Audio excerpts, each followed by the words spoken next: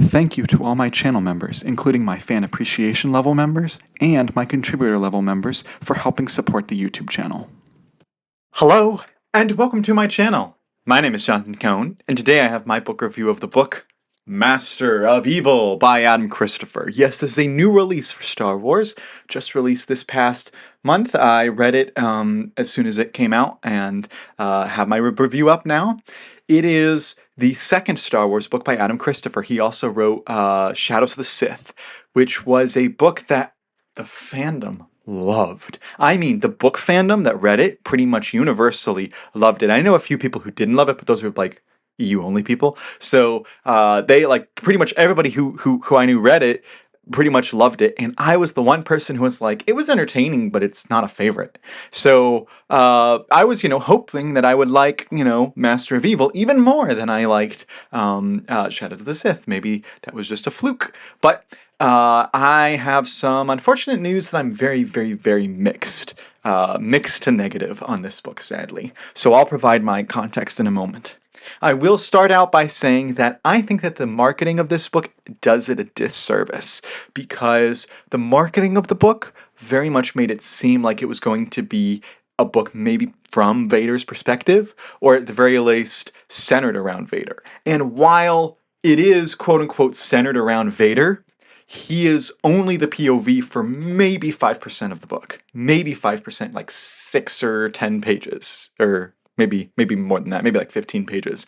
But that's pretty much it. There's like a handful of chapters. It's very short chapters. There's like 50 chapters in the 360-page book. And only like a handful, like 2 or 3 of them were actually from Vader's POV. And I think most of them, especially the later ones, were actually like vision type stuff, or stuff happening with the Force, weird stuff that happens in the second half of the book. And so because of that, most of the book is from other characters' perspectives, particularly, especially in the first half, Colonel Holland Goth. And then in the second half, it's a lot of Holland Goth, but it's also Commander Appo, and a few other characters that are in this. And so the basic premise of the book is that Vader is off searching for some Force-related stuff on the orders of the Emperor. First, at the beginning, he's on the lookout for this shaman who is said to be able to do weird Force stuff, and Vader's supposed to find him and locate him. And the Emperor is still a little bit distrusting of Vader, and so he assigns an ISB colonel named Holland Goth to go and basically serve as an advisor to Vader, but he's really just a spy for the Emperor. And Vader kind of knows it too. Vader's like pretty much aware, and the audience is aware, and like everybody is aware of this arrangement. And so Goth is sent with Vader to go handle this. And there's also in the book this kind of thread that is established in the beginning, in the prologue, about this temple that basically Count Dooku during the Clone Wars takes the temple and puts it on a ship, and then the ship disappears. Again, this is all in the prologue. And so the ship disappears, and at some point Vader gets information about this and starts going to look for said ship with the Sith temple, or at least dark side temple.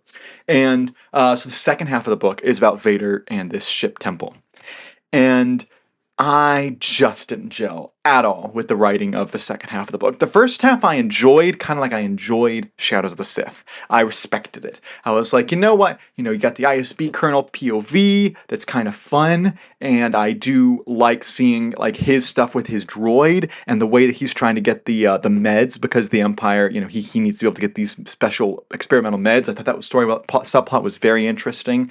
I thought that the story with him talking to the Emperor a few times was interesting, but then when the story in the second half becomes all about the ship temple thing, the story just completely nosedived, because Vader and the story happening around him, it's so Force related and it's so ethereal.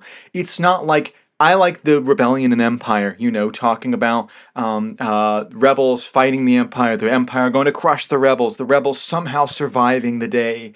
And I prefer the straight up stories. The mystical stuff I'm not a big fan of. Even when you go to like epic fantasy novels, I prefer the more straightforward political storylines to the epic fantasy part of it. I mean, I like fantasy as a genre, but I'm more into the straight up part of the stories.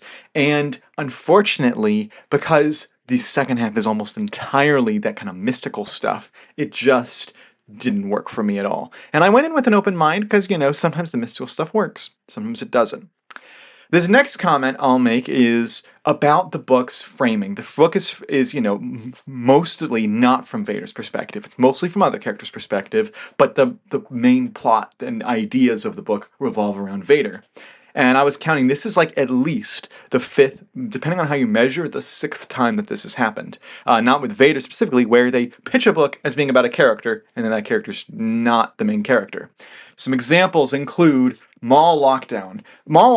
Maul's in it a decent amount, and he's even the POV a decent amount, but he's not the POV the majority of the time. The majority of the time it's other characters. Then you also have books like Dark Lord, The Rise of Darth Vader, another Darth Vader book, where, what do you know, Darth Vader's not the main POV. Now, he has a lot more POVs in Dark Lord, Rise of Darth Vader than he does in Master of Evil, but still, similar concept. You even have Yoda Dark Rendezvous, where Yoda is a POV character here a lot, and the book, revolves around him, but there's still a lot of other POV characters, surprisingly. But I think the closest comp in terms of this perspective I'm talking about is Kenobi. But here's a fundamental difference. Kenobi is one of my favorite novels of all time. I would say it's my second favorite novel of all time and my favorite Star Wars novel of all time, and Master of Evil didn't work. What's the difference? We found the similarity, which is that both of them feature a character, but like 95% of the book is not from that character's perspective. For Kenobi, not only do I think it tells an entertaining story throughout, whereas Master of Evil only has a good entertaining story in the first half, and even then it's not an amazing story, it's just entertaining, but Kenobi had a lot of really interesting tropes. It is messing with genres really well. And Master of Evil, maybe you could say in some ways it's dealing with like the fantasy horror genre, but I don't think it's that strong. I don't think that's a strong enough argument for what it does.